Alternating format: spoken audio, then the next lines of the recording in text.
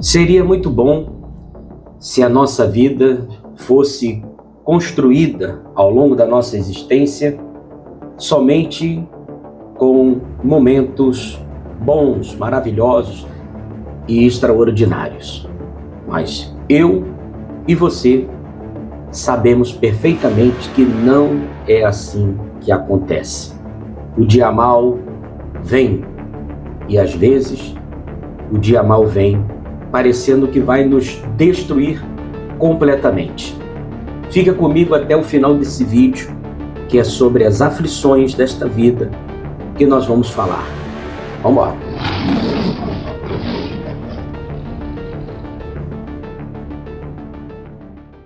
Paz do Senhor e Salvador Jesus Cristo esteja com todos vocês. Meus amados e meus queridos irmãos, nós estamos vivendo neste mundo, dia após dia, sendo de alguma maneira provados dentro da nossa própria existência. Nós sabemos perfeitamente que, assim como existem o dia, também existe a noite. Assim como existe o baixo, também existe o alto. Existe a derrota, mas existe também a vitória. Eu tenho aprendido que a vida é feita desses dois momentos. Eles, de alguma maneira, se completam, sabe? É como uma pilha que tem ali o seu lado, o polo positivo e o polo negativo. É exatamente assim, né? Uma pilha não pode funcionar se ela não possuir esses dois polos, o positivo e o negativo. Na nossa vida não é diferente. Nós precisamos passar por momentos negativos, de tristeza, de dor, de aflição, para que, de alguma maneira, possamos crescer como indivíduos, possamos nos desenvolver como pessoas. É impressionante que a palavra de Deus, ela fala conosco a respeito disso. Eu quero ler um texto com vocês no Evangelho de João, capítulo 16, e no versículo 33. Tenho-vos dito isto para que em mim tenhais paz. No mundo tereis aflições, mas tende bom ânimo, pois eu venci o mundo. Dentro da palavra de Deus, o conceito de aflição envolve algumas realidades, tais como sofrimento, pressão, angústia, aperto, tribulação, dor física, emocional ou até mesmo espiritual. Geralmente, sob o entendimento de que Deus permite tais experiências para, de alguma maneira, como acabei de falar, formar, corrigir, educar ou até mesmo fortalecer o ser humano. Tenha em mente que é necessário essa aflição, essas tribulações, essas dores, sabe? Essas pressões, estas angústias. Você não pode fugir disso. Não tem como. É de verdade algo inevitável na nossa vida. A palavra aflição, dentro do hebraico, ela carrega este sentido de que alguma coisa está sendo espremido. É como se alguém estivesse sob aflição. No Salmo 34, 19, o salmista disse: muitas são as aflições do justo. Também no livro de Naum 1:7, está escrito que Deus é refúgio no dia da angústia. E em Jeremias 30, versículo 7, a palavra de Deus já estava vaticinando tempo de angústia para Jacó. Então, nós não podemos, de maneira nenhuma, fugir disso. Nós vamos, inevitavelmente, passar por algum tipo de aflição, de aperto, de dor, seja ela material, emocional. Mas a palavra de Deus, ela nos afirmou, conforme lemos em João 16:33, tenho-vos dito isso para que em mim tenhais paz. No mundo tereis aflições, mas tende bom ânimo. Eu venci o mundo. Cristo, ele nos dá esta segurança. A revelação é, tenho-vos dito isso. Ou seja, o Senhor Jesus, ele já nos revelou, ele já nos falou que a aflição viria. Então, de alguma maneira, nós não estamos sem conhecimento de que a aflição viria, né?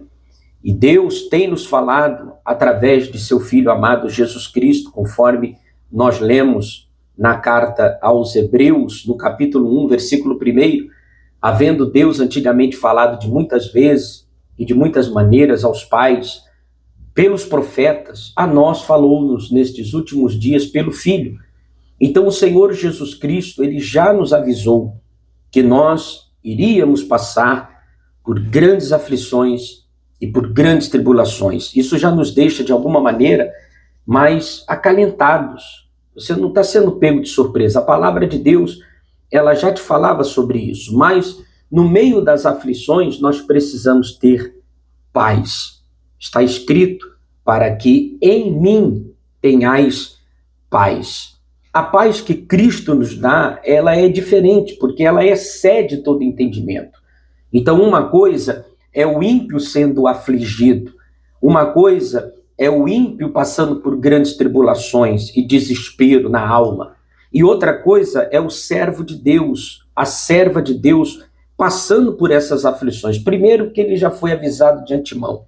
Segundo, que Cristo prometeu que durante esse processo das aflições, o crente teria paz. Existem pelo menos 3 manifestações da paz de Cristo em nossas vidas. A chamada paz na vertical, que é aquela paz que nós temos com Deus, né? Paz na vertical, é aquela paz do nosso relacionamento com Deus. Depois nós temos a paz na horizontal, é o relacionamento da paz que temos com o próximo. E também nós temos a chamada paz central, aquela que está dentro do nosso coração. Se você estiver em paz consigo mesmo, as aflições desta vida serão facilmente vencidas.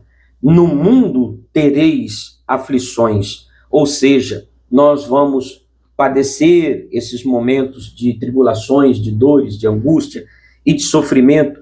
E o cristão vai sofrer essas aflições por inúmeros motivos, porque o mundo pecador, por exemplo, abomina a luz e também abomina a justiça. Então, uma vez que nós estamos vivendo do lado da luz e do lado da justiça de Deus, é óbvio que o mundo ele vai se manifestar contra, é como se a gente estivesse nadando contra a maré. Em Evangelho de João 15, versículo 18, Cristo mais uma vez está nos alertando: se o mundo vos aborrece, sabei que primeiro do que a vós aborreceu a mim. Então, essas tribulações, essas provações, elas fazem parte de um plano de Deus na nossa vida. Elas são leves se a gente compará-las ao peso da glória que haverá de se manifestar na nossa vida, conforme 2 Coríntios 4 e versículo de número 17. Nunca se esqueça que no meio dessas aflições, Cristo nos disse: tenham bom ânimo. Uma pessoa desanimada, ela não está preparada para absolutamente nada.